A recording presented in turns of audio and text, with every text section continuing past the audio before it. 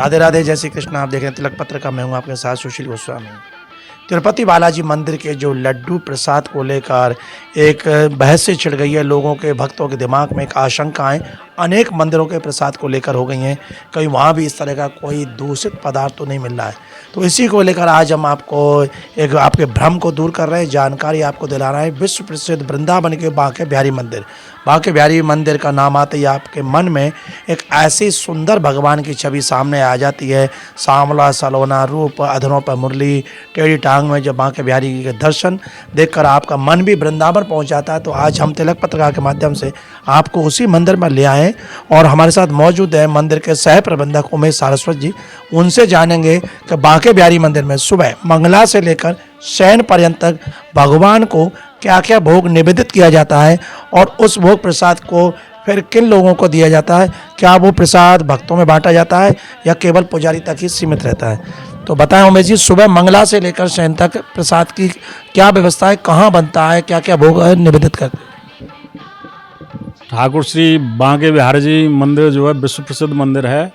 यहाँ भोग राग की अष्टयाम सेवा है, जिसके अंतर्गत जैसे सुबह ठाकुर जी के दर्शन खुलते हैं, सबसे पहले श्रृंगार आरती होती है और ठाकुर जी को बाल भोग लगाया जाता है। बाल भोग के बाद फिर ठाकुर जी को बाल भोग लगाया जाता है और राजभोग लगाया जाता है। ऐसे ही राजभोग में क्या क्या चीज़ है? राजभोग में जो है पूड़ी, कचौड़ी, समोसे, दही बड़ा और कई प्रकार की मिठाइयाँ आदि सम्मिलित रहते हैं। और ठाकुर जी का ये सभी जो चीज़ें वो मंदिर में बनती हैं या बाहर से आते हैं? सभी प्रसाद मंदिर की रसोई में ही बनाया जाता है और पूर्ण शुद्धता के साथ बनाया जाता है। तो उस रसोई में कोई बाहर के रसोइया वगैरह आते हैं या मंदिर के ही अपने रसोइया हैं? मंदिर प्रबंधन द्वारा जो रसोइये नियुक्त किए हुए हैं, उनके माध्यम से ही प्रसाद की सारी व्यवस्था तैयार की जाती है। सब बाहर का व्यक्ति उसमें प्रवेश नहीं कर सकता। बाहरी व्यक्तियों का प्रवेश वर्जित है। अच्छा, उसके बाद फिर भोग में और क्या शाम को?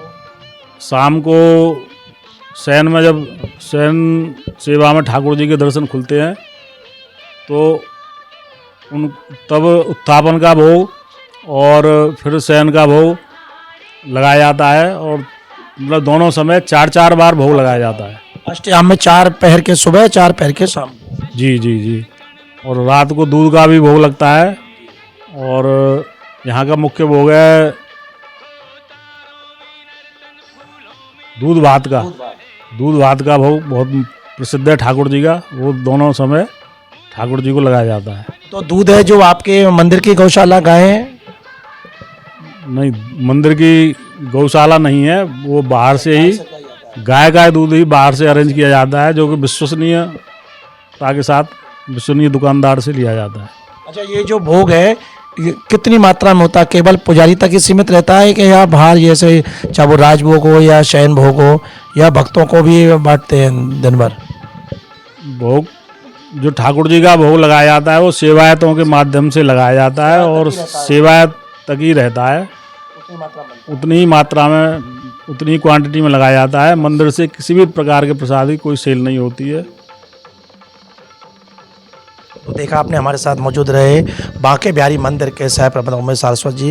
उन्होंने एक बात स्पष्ट कर दी कि जो भोग सामग्री है वो मंदिर की रसोई में बनाई जाती है। मंदिर के ही जो निश्चित रसोईया, क्यों यहाँ की अपरस यानी अस्पर्श की सेवा प्रणाली है, पूरी शुद्धता के साथ कोई बाहरी व्यक्ति उसमें नहीं जा सकता। जो निर्धारित रसोईया है वही रसोई बनाते हैं, वो उसको फिर पुजारी को देते हैं, पुजारी उनको भगवान को निवेदित करते हैं। तो अष्टयाम सेवा जो उन्होंने कहा, अष्टयाम का मतलब मंगला से लेकर और शयन तक 8 पैर की भोजन की भगवान के प्रसाद की व्यवस्था है।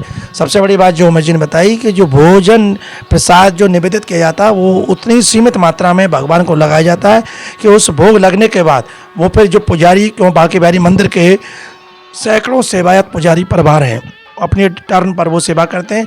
तो वो प्रसाद सिर्फ उन्हीं तक वो रहता है, उन्हीं के परिवार के लोग या मंदिर के जो कर्मचारी हैं उन्हीं तक रहता है।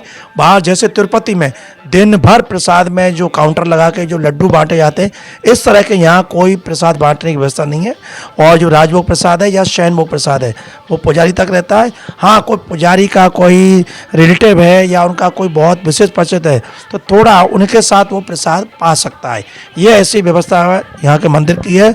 और उसमें जैसे दूध का जो पदार्थ बनते हैं, दूध भात है या खीर बनती है, तो बांके बिहारी मंदिर के समीप के वृंदावन में बहुत सारी गौशालाएं, तो वो वहाँ से शुद्ध भारतीय नस्ल की जो गाय है उन्हीं का वो दूध वहाँ लेते हैं, उसी से उनका भोग बनता है। और उसकी जो पूरी शुद्धता की उन्होंने बताया कि पूरी विशुद्ध शुद्धता का ध्यान रखा जाता है। और जैसे यहाँ सैकड़ों वर्ष से जो परंपरा भोजन प्रसाद बनाने की रही है उसी का आज भी पालन किया जा रहा है। तो एक तरह से हम कह सकते हैं कि पूरे ठेठ ब्रजवासी की जो भोजन की प्रणाली, प्रसाद की प्रणाली है, आज भी उसका अनुपालन बांके बिहारी मंदिर में किया जाता है। और जो बाहर के भक्त बाहर से जो अपना प्रसाद बाजार से कोई खरीदते करते हैं तो वो केवल भक्तों तक ही सीमित है, वो मंदिर में उसका कोई लेना देना मंदिर से नहीं है। वो अपना लाते हैं, अपना प्रसाद बाहर से लेके चले जाते हैं। अब भक्तों को ये ध्यान रखना है कि बाहर से आप जो प्रसाद लेते हैं उसकी शुद्धता की आप जांच करें, परख कर प्रसाद खरीदें, क्योंकि मंदिर में तो उसकी शुद्धता और विश्वसनीयता की जो गारंटी है वो उन्होंने बताई। तिरुपति बालाजी में जैसे बाहर से सुनने में आ रहा है कि 320 रुपये का घी लेके बना दे, तो यदि अगर बाजार में ऐसा भी बना रहे हो तो आप वहाँ से प्रसाद के लिए जो ले जाते हैं सामग्री, उसका आप ध्यान रखें और ख्याल रखें। तिलक पत्रिका के लिए अपने साथी कैमरा पर्सन रिंकू वर्मा के साथ वृंदावन से मैं सुशील गोस्वामी।